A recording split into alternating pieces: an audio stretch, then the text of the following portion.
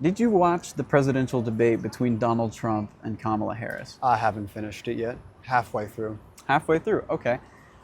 Did you stop watching it? I did stop watching it at one point. Was there a reason you stopped watching it? I guess, let's say late at night. Okay, just late at night. How do you feel that it was going? Uh, I, to be honest, I felt that Trump made some I'll say, very bombastic statements. I feel like the obvious one so far has been the Haitians eating the cats and dogs statement. And I think the main concern that I have from that is how can we be certain that that's actually true? I've tried to find it, and so far, all I've seen are anecdotal evidence. People on Facebook, people on X now, and all that. And I have to wonder, like, is there any data that we can actually pull that, like, actually identifies any Haitians eating cats or dogs or geese? Like, I've seen pictures of that one guy carrying the two geese, but that doesn't mean he's eating them, nor does it mean he's Haitian. So, Interesting. That's very good insight. What issues matter most to you? what issues matter most to me? Uh, I guess balancing a good economy with a pretty fair market, non-discriminatory. I don't think that, I guess I tend to be a bit more of a left-leaning figure. Uh, I have a fear of the right. I feel like they have a bit more of a tendency to discriminate, or at least have a tradition to discriminate in favor of a certain type of citizen. Does that make sense? Gotcha. Yeah. Which policies would you like to see passed by either a Trump administration or a Harris administration? Well, I would favor a kind of policy that, in terms of economics, I would say obviously get more national trade in. I think that a decrease of national trade and like placing tariffs won't actually help us economically. I feel like it'll just add to the amount of the backlash, like kind of create more of a competitor with China. They'll just raise their prices on our goods. We'll have to change up where we buy our goods from, and we buy a lot of things from China already. So I'm not so sure that it'll be a good idea. In terms of migrant policy, again, I feel like the bombastic rhetoric makes it very difficult to, figure out like who's actually a criminal in terms of who should pass. And that's another thing, I guess. Like, in terms of migrant policy, I am not nearly as concerned with like people passing illegally as I am with dangerous people coming into the country, if that makes sense. So my concern is just cracking down more on figuring out who exactly is a criminal, because I think that a lot of the migrant policies that we have are pretty useless. Like figuring out who was the 17th president of the United States is not nearly as important as figuring out if you're a criminal.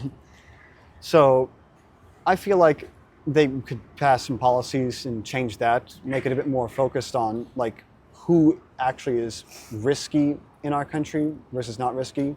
And I fear that it's more or less based on like stereotypes and those kinds of things rather than actual, racial profiling rather than. Gotcha.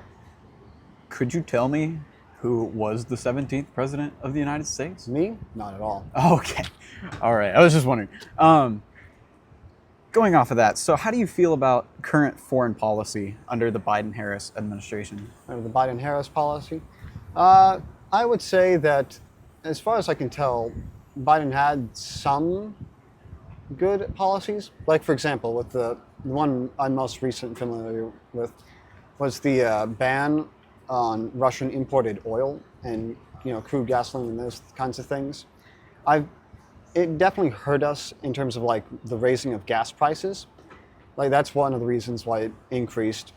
So I don't think that's the whole reason why it increased in gas prices. It was more of the 2010 glut and all of that. But I think that it definitely damaged our economy. I think it was good to establish like that we're not going to trade with our enemies that are, attacking Ukraine and protected by NATO and that kind of thing.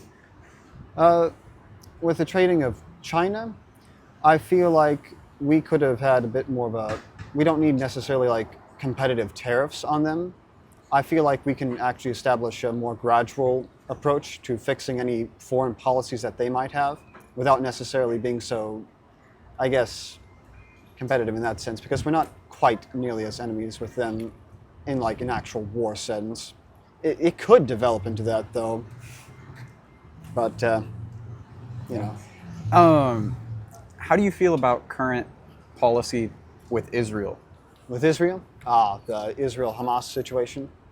I'm unfamiliar with who struck first and who is to blame for starting the whole affair. From what I understand, it might have been Hamas attacking first and Israel attacked back, but they also attacked citizens. So I guess it's a bit of a bad look for both countries. Countries? No, I don't even know. I'm not a part of that area. Oh, I got to. Well, that's part of the reason we're out here is seeing what people think, people know, and how much they care. So yeah, I appreciate the honesty. I'll ask you one more question. So, where do you get your news from, and then how often do you check those sources? And then does social media play a large role in your information consumption? So I guess I typically just Google and then I try and find sources. I find that Wikipedia, obviously don't just read Wikipedia, use the sources. And then of course, I think the more sophisticated area of sources is Google Scholar. Okay, yeah. Yeah. So you're not just a raw Wikipedia enjoyer? No. I have a deep it's useful for directing you to sources, if anything. Yeah, I got to. All right. Well, yeah. I will be honest though about this. In terms of where I probably get more of my values rather than facts, probably YouTube. Okay. You know, Yeah. there's a lot of streams. Are there out any prominent channels that influence you? I've recently been watching a lot more Vosh. Okay. There's Sisyphus 55. Yeah. Who else? I like to also watch Fox News every once in a while just for a bit of balance. Not that I trust everything Fox News says. Absolutely. Yeah. Who else? Of course, CNN and ABC and all those Okay, kinds of places. Who else? There's also Wisecrack. They're a bit of a philosophy channel. Yeah. There's a lot of good stuff on there, but yeah.